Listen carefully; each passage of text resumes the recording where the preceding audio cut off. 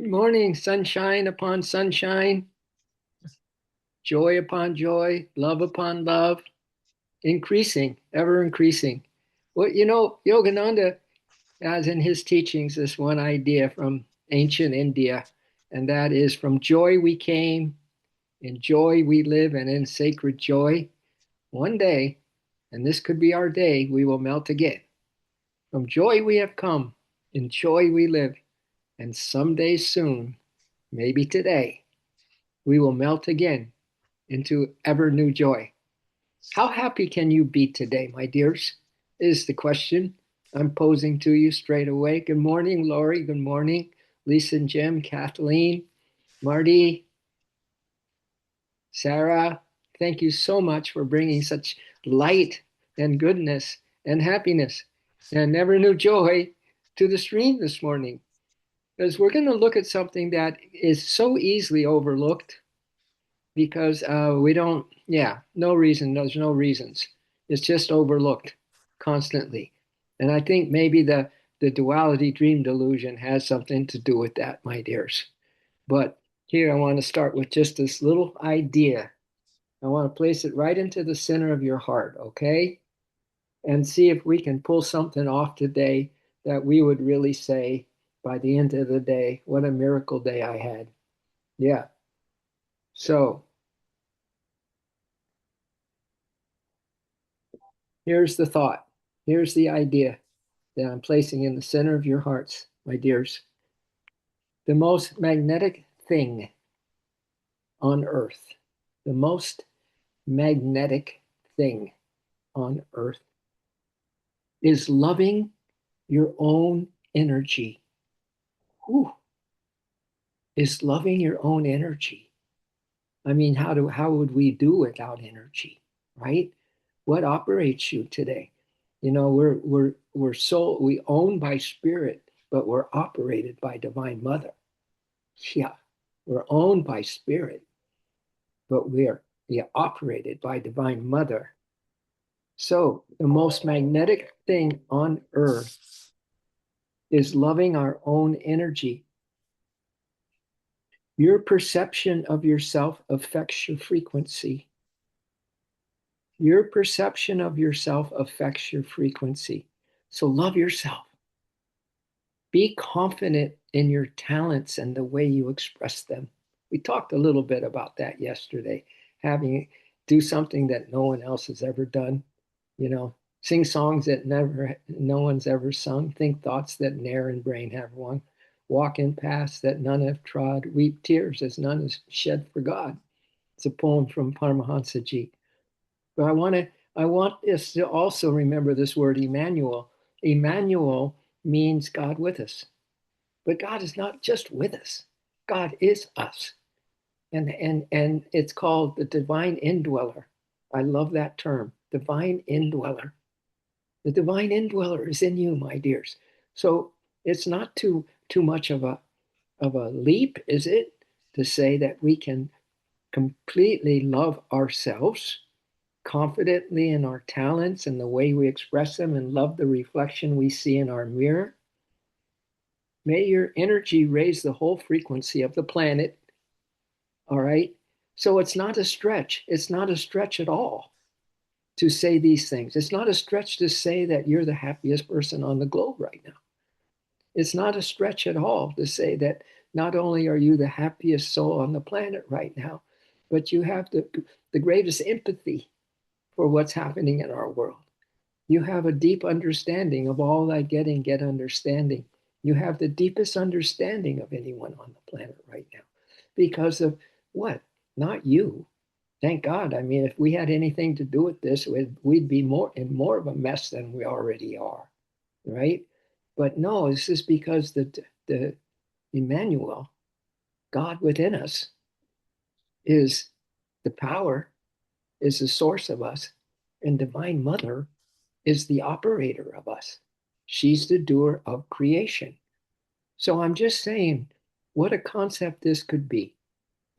We talk about meditation from time to time and being still from time to time and going within a lot of the time to go within yourself, right? Don't look outward for, your kudos, but look within for everything you're really searching for, because the divine indweller is inside, hiding inside your heart center, actually.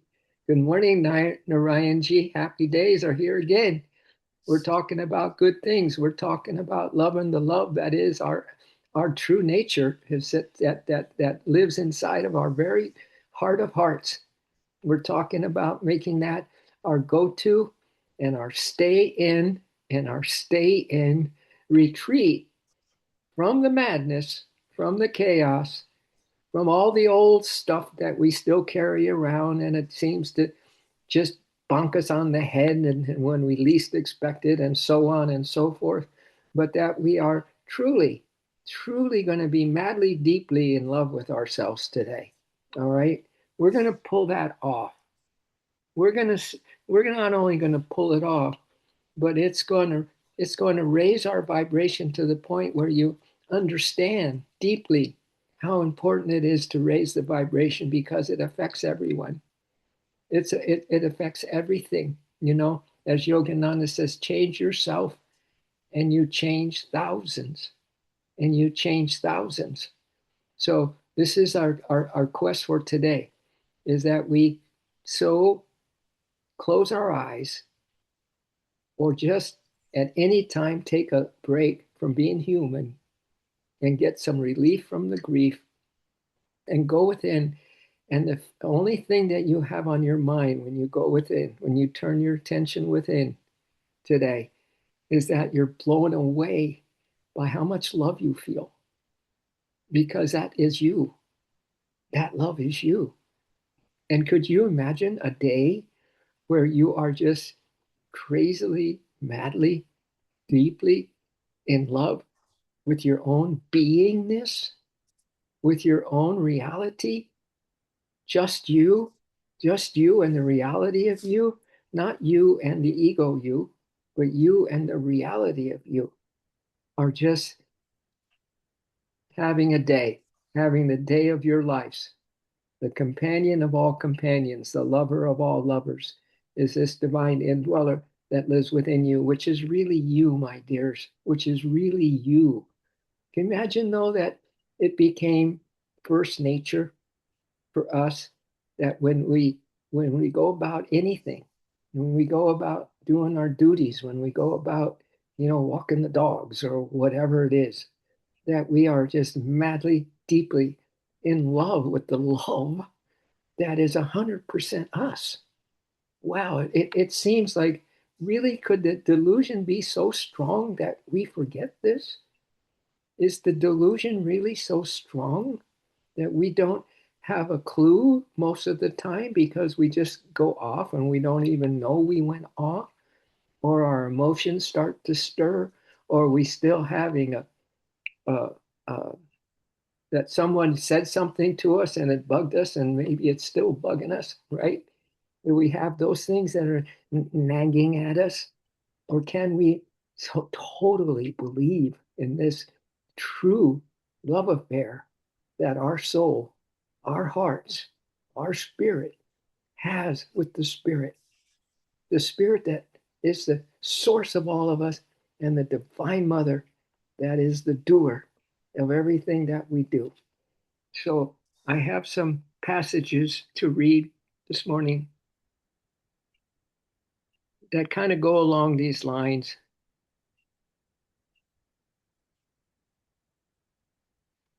that I'm sharing with you right now. But just see what just from what we've said thus far, my dears, what we've said thus far. See if how it's resonating with you, and how are you receiving it or reacting to it, right? Just keep an eye on you today, right? And maybe it's that spiritual eye. It's that eye of wisdom, that eye of, that the light is so bright that it's just almost hard to take. There's so much light in you, right? And the reality is so beautiful that it's just hard to believe that can be the truth of everything. It's so, so beautiful. And the harmony and the oneness of all life. is just, absolutely the ticket to ride for all of us is to just jump into the oneness that everybody is you and you are everybody, right? So everybody is, if you feel good, if you feel better today, if you feel more in love with you and in sync with you, and you're just loving it, you're just loving your day because you are loving love. Can you imagine that if you are everyone, how many people are going to change and shift just because of inner, your inner connection, your inner reuniting with the reality of you. So let's see what this thing I've saved. So there must be something to it. this is a this is someone who says it honestly makes me sad to read comments that says things like utopia is beautiful but not realistic, or that it could never happen. She says, I get sad when I read that people don't believe that because of the harrowing outward facts of what's happening in our outer world. It's just, you just can't stop but believe that that is so called the reality for now. And you can't get it out of your mind. She says, I just get so sad to read that when people say that, oh, utopia is a beautiful idea, but it's not realistic. Oh, really? It's not realistic. So all the good things, all the things we're sharing right now is not realistic. Maybe it's the other way around, right? The outer world is not realistic, but those who are seeking that inner connection, that that knowing that they are this divine indweller, that they have a love affair of the aeons of ages, a forever love affair with the divine inside their own heart space. So this person who's sad about hearing people say, no, we can't have utopia on earth, she says the idea of living in peace, harmony, freedom, and abundance is not some fantasy. It's not some fantasy. It's not some wish that we have. Or we get confused and say, oh my God, my life is getting shorter. I'm getting older. But man, if the good times come, I want to be able to enjoy them. However, we're thinking about life right now, my dears, it's different for all of us. I know. She said the idea of living in peace, harmony, freedom, and abundance is not some fantasy. What happened, what humans have been conditioned to accept as normal is what is deeply, deeply unnatural. Deeply unnatural. What we're considering is our survival, say our survival mechanisms, right? They are deeply unnatural, my dears. This is why your love affair with you has got to be numero uno.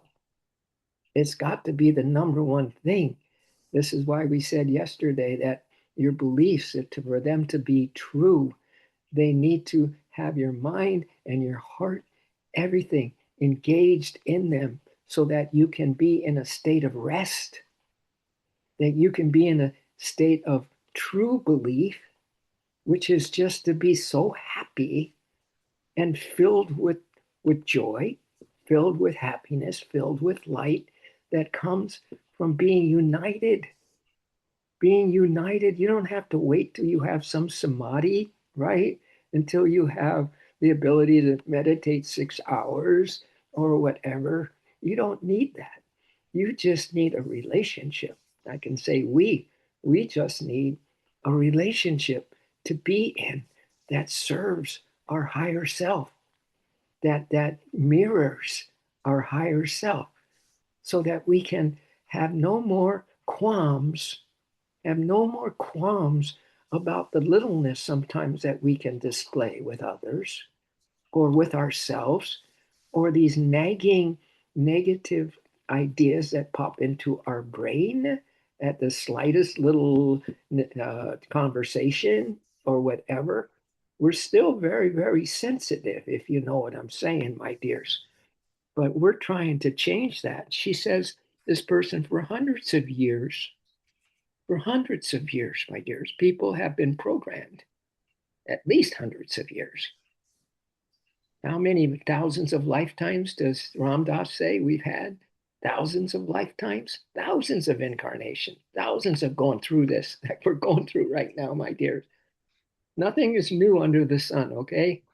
We've been through here, we've been through wars, we've been through everything in those thousands of years of incarnations. But she says the idea that for hundreds of years, she puts it, people have been programmed to believe that struggling. Tell me if this feels like it's something in your life as well.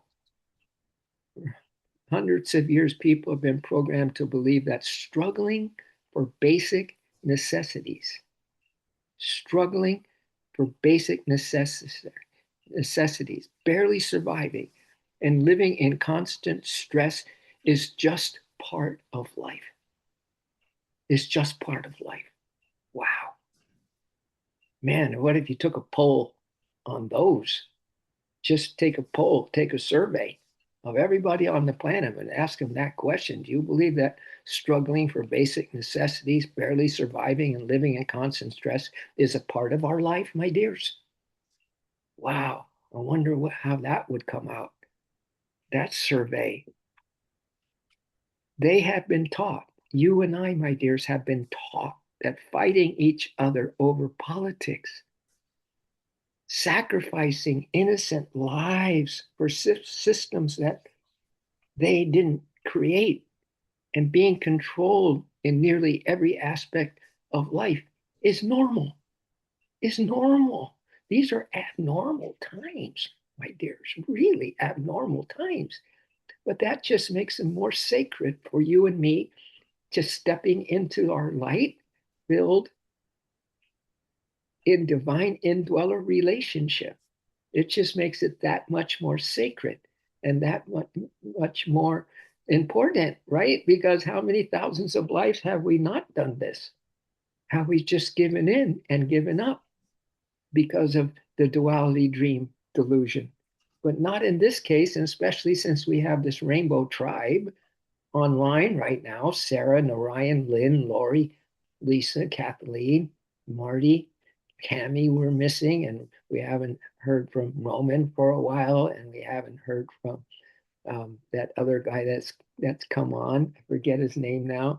That's that he was on his way to on his way to Mexico to try it out. You know, he's living in his truck. Yeah, that beautiful soul that was online for a while here just to get his stuff in order. And I think it helped him to come on this line. Anyway, let's hear what else she says.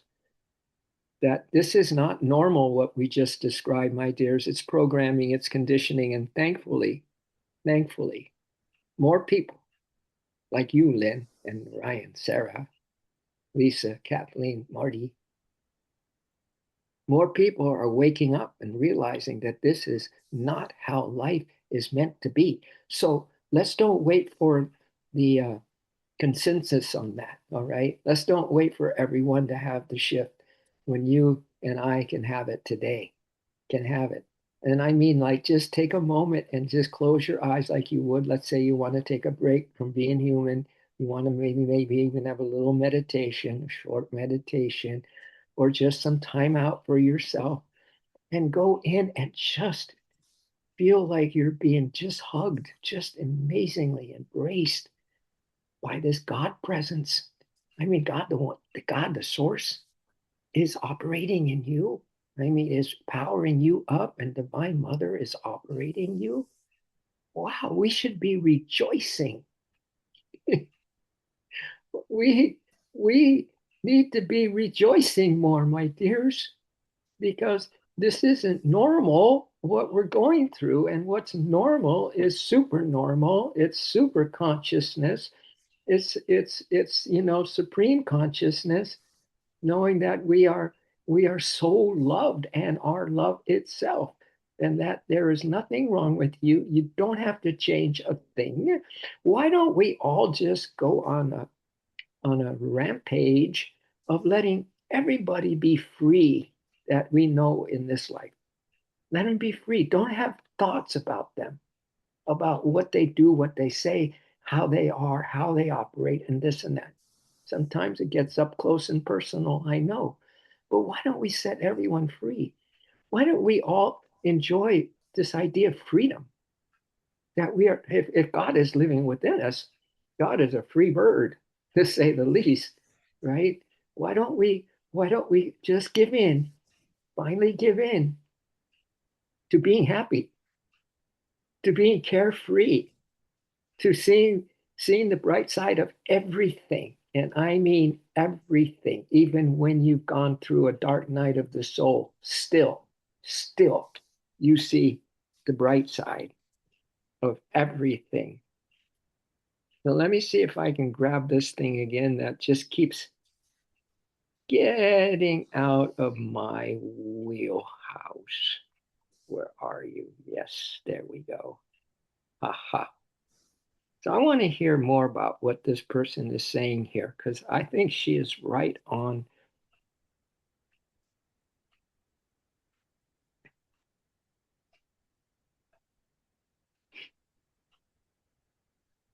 Well, I don't know if this is the same one, but it's awfully interesting what is being said here. Yeah, yeah. This is like the unlabeled soul, deep woman. When pieces of you are breaking and falling to the ground, do not rush to pick them up. Don't rush. Instead, let them all fall. Let them sit there as they lay until they become acquainted with each other, until each piece of you shares what was loved and lost, what hurt and healed, what is regained and reclaimed from the ashes of dreams that never came to be. Wow, it's the same person. I just went down the scroll a little bit. If your hand reaches out to grab the falling pieces before they touch the ground, stop and let your eyes embrace with warmth all that hurts until the winds of change blow once again on the landscape of your heart. Isn't that beautiful? Let the fire of destruction and renewal come in its own time and burn away all that is no longer needed for your highest good. Wow. After all the pieces of your being lay there. Now, let's just say that all the pieces of our being is just being with God. Okay? Let's just put that. Let's get back to our theme of us. We're going to be more in love with love and God and presence within us today than ever before. We're going to be happy and free. We're going to have no labels on our head. I'd like to think that we put stickers, those little post-its right here of labels that we have right at our spiritual eye. Instead of seeing the light, we see all the flaws of most everything, right? So all the pieces are just laying there unmoved and untouched after your tears wash the face of Mother Earth. Wow. You're still looking at the pieces. We're still looking at the old stuff, right? But we're looking from the place our eyes are filled with the glow and the light and the love and the tenderness of having this love affair going on. That this new you has finally come to playing the reality role rather than the survivor role or the victim role, right? And you finally come, but it says just leave those pieces that are still have wounds, still are hurting you. Let your tears wash the face of Mother Earth. And after you walk through the dark night of the soul and learn to love the darkest places of your heart, then maybe that's the key. That if we can come in there with a light filled um, focus, a light filled, you know, let's do it. You say that to the divine. Let's do this thing. I'm coming in. I'm coming in. So after you walk through the dark night of the soul and learn to love the darkest places of your heart, then and only then are you ready to kneel down to the holy site of your life, the holy site of your life. When we have just embrace the whole package of us. No longer putting up with the old and just totally resonating with the new. And that's this new approach that we no longer like just our beliefs need to be totally radically just something so beautiful like we're discussing today, right? So we can rest. We can rest in action, as Krishna says, that we go about our day not losing energy, not catastrophizing about what's happening in the world, but getting regenerated and refreshed because of the ever newness of this ever new joy that we have come from. From joy we come and joy we live, and in sacred joy, someday, which could be today, we will melt again, my dears. Then are we ready to kneel down to the holy sight of our living, of our life, the holiness of our life? Now you are ready to pick up the broken pieces of you with the brush of love. With the brush of love, you can pick up those broken pieces and dust away the smallest grain of sand that touched your face. Now you are ready to let your fire stories become the poetry of your life. Wow. The pieces you were once so eager to mend now have found a way of taking care of themselves, my dears. Your joy will take care of itself. Your happiness, your freedom, just to be crazily, wildly free today, right? Because you have no agenda. You have no agenda with anybody. You've set them free. You don't need to work out something. You don't need to have a discussion about anything. They're free. From your perspective, they're free. Let them go. Fly away, little bird. Fly away. Because that's what you're doing, my dears. And they will follow suit. So the pieces you were once so eager to mend now have found a way of taking care of themselves, my dears. You sit and just be the observer of your life. You just sit in the seat of your soul in the centermost part of your heart and just be a witness to say, oh my God, can it be this simple and pure and holy? Really? And fun and full of joy? Could it be? Could it be that just going inside and acknowledging and recognizing and expanding this perception that you have of resting in a belief that God is you and you are spirit, and God is happy and you are happy, God is love and you are love, God is taking care of Mother Divine, God, Divine Mother, all the same, is taking care of every detail of your life. There's nothing to worry about today. You are absolutely scot-free, my dears, to have the day of your days. That's the feeling that I got right before coming onto the stream this morning. Exactly the feeling that we're sharing. So be an observer of your life, no longer the judge. No longer the judge. No need, not needed. It takes too much energy. It's to leave so many traces in your mind that you don't feel right about. Yeah, judging. You don't feel right about judging, right? It just brings you down. So there's no need to judge. There's no longer ask why or why me. No need for that. In the end, you realize you first had to break apart to feel whole. You had to break apart. You had to cry a lot to feel whole, to feel the wholeness that lives in your bones and has lived in your bones for forever. Wow.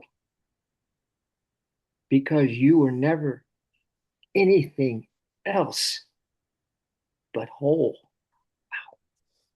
You are always whole, my dears. You are always loved, I'm adding. Even when it feels like you have shattered again to pieces, and whole you are. Even when you've been shattered again to pieces, but whole you stay. Sister of my heart, this lady says, whole and holy. So whole, WHOLE, and holy. Walking a sacred path to the core of your being. This is now surrendering into the core of your being, resting in the core of your being, doing your day to day in the core of your being, because you are really connected, really locked on to the truth of you.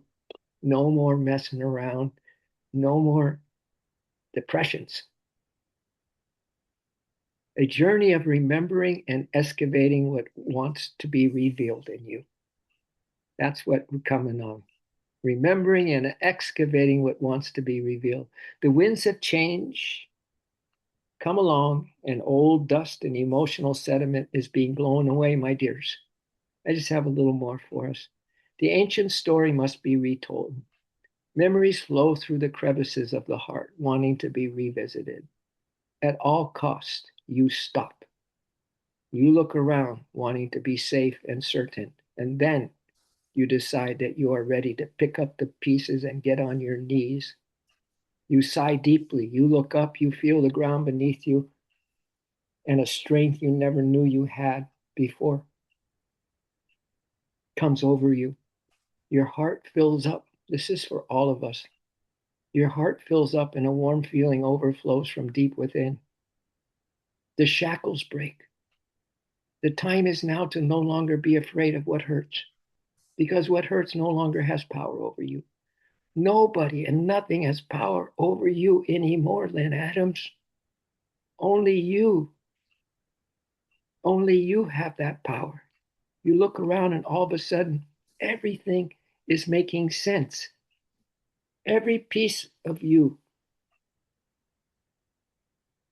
who are tells a story, your truth. Every piece of who you are tells a story, your truth, my dears. That you are you. I get you.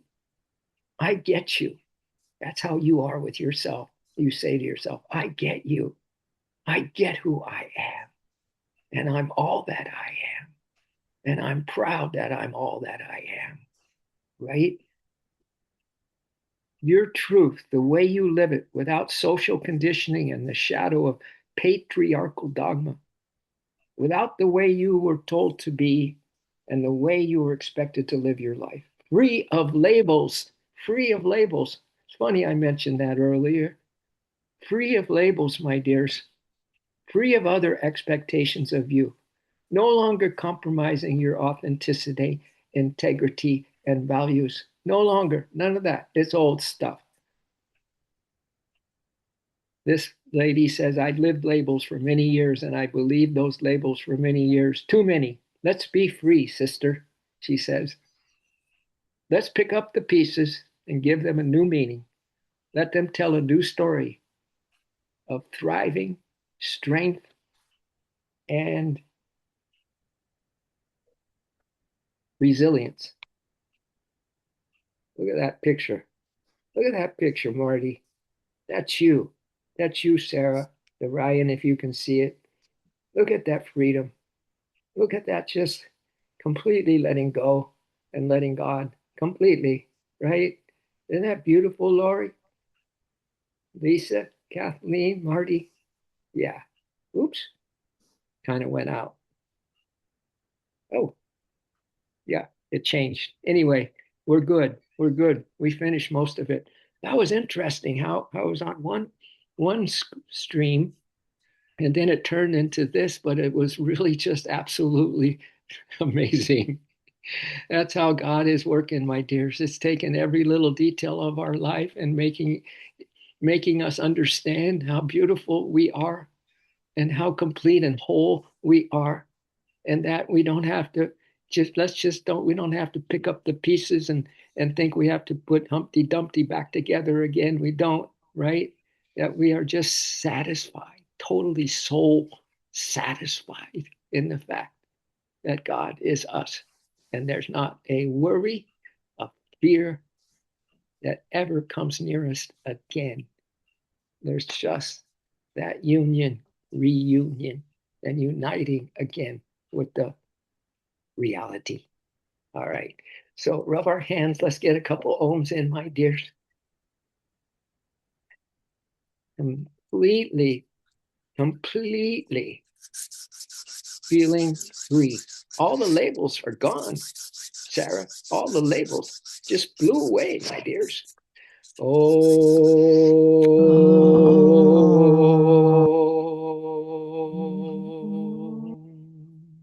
See, this is the time of the divine feminine. So thank you, Kathleen, Lynn, and Sarah, and Narayan, all the women that are on here, just two guys. So that says that the world is needing the divine feminine big time right now.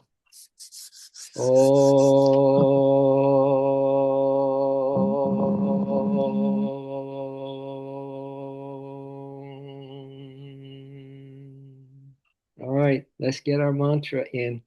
Let's just sew it up, my dears. Let's just really wrap this one up and just stamp it with a stamp of gold, pure gold awareness. Wow. We love, we love, we love, and we care. We care. We care. And through God's grace, we share and we share and we share because we have a lot of good news to share. So thank you, my dears. I hope you have I know you will. Not a hope, not a hope. Done deal. Beautiful day. All right. So thank you, my dears. Marty, have a glorious day with your dog and give him a big hug for me, would you? I'll give my two girls a big hug for you, Marty. All right. They would get along really well. And your dog too, Sarah. We get our dogs together.